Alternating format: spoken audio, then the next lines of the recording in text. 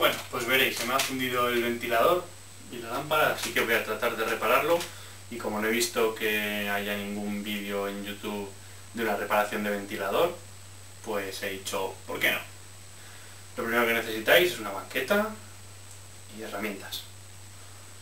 Y vamos allá.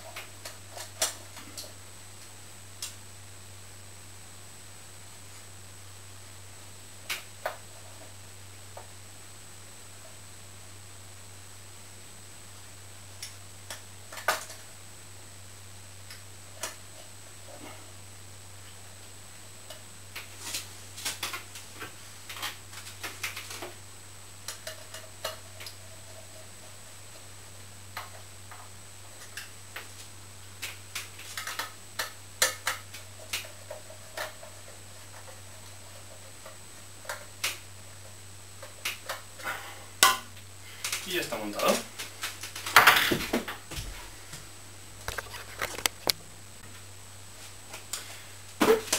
En futuras ocasiones prometo que antes quitaré la electricidad para no tener ningún susto. Hago un calambrazo, que siempre viene bien evitarlos.